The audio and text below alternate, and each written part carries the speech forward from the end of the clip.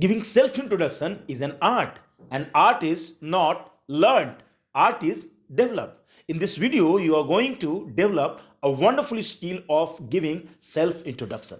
तो इस वीडियो में आप जो आज सीखने जा रहे हैं वो बहुत ही महत्वपूर्ण है। किस तरीके से हमें अपना सेल्फ इंट्रोडक्शन देना है, आज हम इस बारे में बात करेंगे।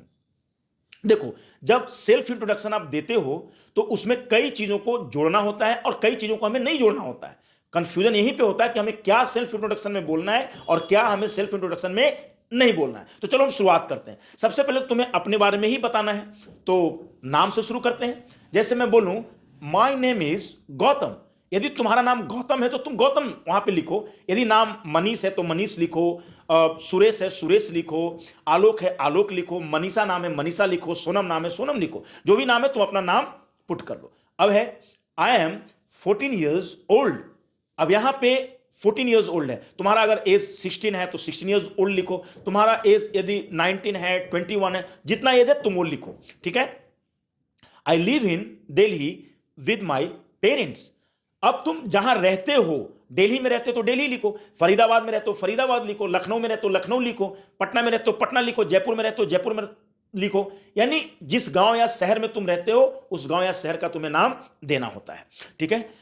I am student of 9th class in the government boys senior secondary school Samalkha new Delhi. Actually यदि तुम 9th में पढ़ते हो तब तो कोई दिक्कत नहीं, 9th लिख करके काम हो गया। लेकिन तुम 10th में पढ़ते हो 12th में पढ़ते हो तो अपने क्लास का वहां पे तुम मेंशन करोगे कि I am student of 10th class 9th class, जो भी चीजें हैं, ठीक है। In the government boys senior secondary school Samalkha new Delhi. अब यहां पे स्कूल का नाम है, तुम्हें अपना स्कूल का नाम को मेंशन करना है, ठीक है। अब हम आगे बढ़ते हैं। अब थोड़ा अपने फैमिली के बारे में तुम्हें बताना होगा, यानी फैमिली के बैकग्राउंड मेंबर्स वगैरह वगैरह थोड़ा सा। कैसे? जैसे apart from my parents I have my grand parents and an elder sister in my family. देखो, अपार्ट फ्रॉम माई पेरेंट्स का मतलब हुआ कि मेरे पेरेंट्स के अलावे। अपार्ट फ्रॉम का मतलब क्या होता है? के अलावे। यानी apart from my parents I have my grand parents and an elder sister in my family. यानी एल्डर सिस्टर का मतलब क्या हुआ? बड़ी बहन। एल्डर माने बड़ा या बड़ी, और यंगर का मतलब क्या होता है? छोटा या छोटी। तो इन दोनों चीजों के बारे में आप मतलब जान लो। मैं आपको जहां जहां पे थोड़ा सा मैं देखूंगा कि डिफिकल्ट वर्ड है या डिफिकल्ट सेंटेंस है तो मैं वहां आपको हिंदी में भी मैं बता दूंगा, ठीक है। तो आगे हम लोग बढ़ते हैं। I love my family very much. I love my family very much. My parents are kind and caring and they always guide me on the right path. अब यहां पे है कि my parents are kind and caring. ये kind का मतलब क्या होता है? काइंड का मतलब दयालु होता है और केयरिंग का मतलब ख्याल रखने वाला। यानी जो मेरे पेरेंट्स हैं वे बड़े ही काइंड हैं, उदार हैं, दयालु हैं और बड़े ही ख्याल रखने वाले हैं, ठीक है। And they always guide me on the right path. और वे हमेशा जो है कि हमें राइट पाथ पर गाइड करते हैं, अच्छे मतलब जो रास्ता है उसके लिए हमें वे गाइड करते हैं। I respect my elders and love my friends. I respect my elders, ये चीज तो आप समझ गए। I respect my elders, Elder मैंने बड़ा, मैंने आपको ही बताया। I respect my elders and love my friends, ये भी समझ गए आप। आई believe that a good character makes a person truly great. I believe का मतलब होता है मुझे विश्वास है या मैं विश्वास करता हूं। गुड कैरेक्टर, गुड कैरेक्टर का मतलब क्या होता है?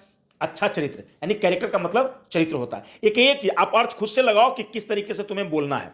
तो आई believe that a good character makes a person truly great. Great मतलब महान, ठीक है ना। उसके बाद अब तुम्हें अपने मतलब डेली रूटीन के बारे में थोड़ी सी जानकारी तुम्हें देना बनता है, ठीक है। जैसे तुम कह सकते हो कि I follow a regular and healthy routine. I follow a regular and healthy routine. Healthy routine का मतलब क्या हो? हेल्दी रूटीन का मतलब समय से जागना, ब्रश करना, उठना, एक्सरसाइजेस करना, ये सारी चीजें एक हेल्दी रूटीन के अंतर्गत में आती हैं, ठीक है। I follow a regular and healthy routine. I wake up early in the morning and feel fresh and active. Fresh and active, fresh मतलब एकदम बहुत ही तारोताजा, और एक्टिव मतलब बहुत ही एकदम एक्टिव होना, है ना, बहुत ही सक्रिय दिखना। ये मतलब फ्रेश एंड एक्टिव यही चीज हुआ। तो कहता है कि I wake up early in the morning and feel fresh and active, ठीक है। I study with a focused mind. देखो, I study with a focused mind, यानी मैं एक फोकस्ड माइंड के साथ स्टडी करता हूं, ठीक है, and complete my work on time. ये तो तुम्हें समझ में आ गया। I like reading interesting books, I like reading interesting books and learning new words in English. यानी जो मैं पसंद करता हूं वो क्या पसंद करता हूं? पढ़ना पसंद करता हूं। क्या पढ़ना? इंटरेस्टिंग बुक्स पढ़ना। और क्या? Learning new words in English, और नए नए शब्दों को अंग्रेजी में सीखना मैं पसंद करता हूं। Discipline makes my life easy and successful. Discipline मतलब क्या होता है? अनुशासन। तो discipline makes my life easy and successful, यानी जो डिसिप्लिन है हमारे लाइफ को क्या बनाता है? मेरे लाइफ को वो आसान और सफल बनाता है, ठीक है। सक्सेसफुल मतलब सफल। अब थोड़ा सा तुम अपने हॉबीज और इंटरेस्ट्स के बारे में बताओ। हॉबी का मतलब क्या होता है? शौक, जो तुम्हारा कोई चीज का शौक है, आदत है, उन चीजों को हॉबीज कहा जाता है। जैसे बोलो, I have useful and creative hobbies. I have some useful and creative hobbies. समझो ध्यान से, I have some useful and creative hobbies. Useful मतलब लाभदायक, और क्रिएटिव का मतलब रचनात्मक हॉबीज हैं हमारे। क्या हॉबीज हैं? रचनात्मक, क्रिएटिव। जैसे I enjoy teaching and helping others. I enjoy teaching and helping others. I feel happy and confident. I feel happy and confident when I share knowledge. जब मैं किसी के साथ नॉलेज शेयर करता हूं तो मुझे कैसा लगता है? मैं बहुत ही कॉन्फिडेंट महसूस करता हूं और बहुत ही खुश महसूस करता हूं। I like watching educational videos and improving my speaking skills. मैं क्या पसंद करता हूं? मैं एजुकेशनल वीडियोस को देखना पसंद करता हूं। देखो, वो लैपटॉप में वो देख रहा है, नहीं देख रहा है, एक एजुकेशनल वीडियो चल रहा है वहां पे, और बगल में वो स्पीच भी कर रहा है, ठीक है, लड़का स्पीच भी कर रहा है। तो I like watching educational videos and improving my speaking skills, यानी एजुकेशनल वीडियो मैं देखना पसंद करता हूं और अंग्रेजी, है ना, स्किल्स को, जो है स्पीकिंग स्किल्स को इंप्रूव भी करना पसंद करता हूं, ठीक है। These habits make me smart and knowledgeable. ये जो दीज हैबिट्स, यानी ये जो हैबिट्स हैं, वो मेरे को क्या बनाते हैं? स्मार्ट बनाते हैं और नॉलेजेबल बनाते हैं। ये जो नॉलेजेबल का मतलब क्या होता है? ज्ञानवान मुझे बनाते हैं। ज्ञानवान, नॉलेजेबल का मतलब क्या होता है? ज्ञानवान। अब थोड़ा सा तुम अपने स्ट्रेंथ्स एंड वीकनेसेस के बारे में बताओ। क्या तुम्हारे स्ट्रेंथ्स हैं और क्या तुम्हारे वीकनेसेस हैं? जैसे तुम कह सकते हो कि I have some strengths and weaknesses too, यानी मेरे कुछ स्ट्रेंथ्स भी हैं, कुछ शक्तियां भी हैं मेरे अंदर, है ना, यानी कुछ खूबियां भी हैं और कुछ कमियां भी हैं। वीकनेस यानी कमजोरियां भी हैं, ठीक है। क्या क्या है मेरे स्ट्रेंथ्स और क्या क्या है मेरे वीकनेसेस, उस बारे में बताओ, ठीक है। पहले तुम अपने चाहो तो स्ट्रेंथ के बारे में बता सकते हो। जैसे क्या स्ट्रेंथ है तुम्हारे? तो learning new things, adjusting with new people and situations and having creativity are my strengths. यानी तुम कह सकते हो कि लर्निंग न्यू थिंग्स, या नई चीजों को सीखना और नए पीपल के साथ एडजस्ट करना, या कोई नया सिचुएशन के साथ एडजस्ट करना जो है, और हैविंग क्रिएटिविटी, और जो रचनात्मकता जो है वो मेरे पास है, ये मेरा स्ट्रेंथ है। क्रिएटिविटी मतलब क्या होता है? रचनात्मकता। वो मेरा क्या है? स्ट्रेंथ है, वो मेरी शक्तियां हैं, ठीक है। एट द सेम टाइम, साथ ही, है ना, I have some weaknesses too, यानी मेरे कुछ कमजोरियां भी हैं साथ ही में। एट द सेम टाइम का मतलब होता है साथ ही साथ, ठीक है, साथ ही में मेरी कुछ कमजोरियां भी हैं। वो कमजोरियां क्या है, उस चीज को भी समझने की जरूरत है।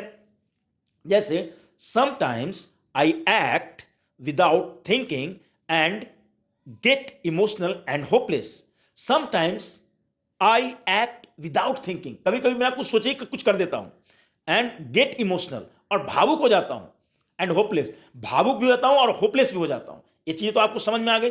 अब जो है हम लोग अब अंतिम तरफ जा रहे हैं सेल्फ इंट्रोडक्शन के। अब तुम थोड़ा सा अपने बारे में, अपने एम के बारे में बता दो। क्या लाइफ में तुम अचीव करना चाहते हो, क्या तुम्हारा गोल है, इसके बारे में तुम बता सकते हो। जैसे my aim is to become a successful and responsible person. तुम्हारा क्या एम है? ये कहता है कि my aim is to become a successful and responsible person. मेरा एम जो है कि एक सफल और जिम्मेवार व्यक्ति बनने का है, ठीक है। I want to be an officer in Indian Army. मैं इंडियन आर्मी में एक ऑफिसर बनना चाहता हूं, यानी मैं देश की सेवा करना चाहता हूं। I believe that hard work, honesty, patience lead to a bright future. यानी I believe that hard work, honesty and patience lead to a bright future. यानी मुझे विश्वास है कि हार्ड वर्क है, ऑनेस्टी है और जो पेशेंस है, पेशेंस मतलब धैर्य, वह हमें एक ब्राइट फ्यूचर की तरफ ले जाता है। तो उम्मीद है कि तुम्हें ये पूरी चीजें बहुत अच्छे से समझ में आई होंगी और इस वीडियो को खूब फैलाओ, क्योंकि ये इंग्लिश हिंदी दोनों में मैंने सेल्फ इंट्रोडक्शन करना आपको बता दिया है। और फिर से मैं कहता हूं कि जो भी चीजें हैं सेल्फ इंट्रोडक्शन में, वह एक आर्ट है और art is not learn, art is developed. Thank you.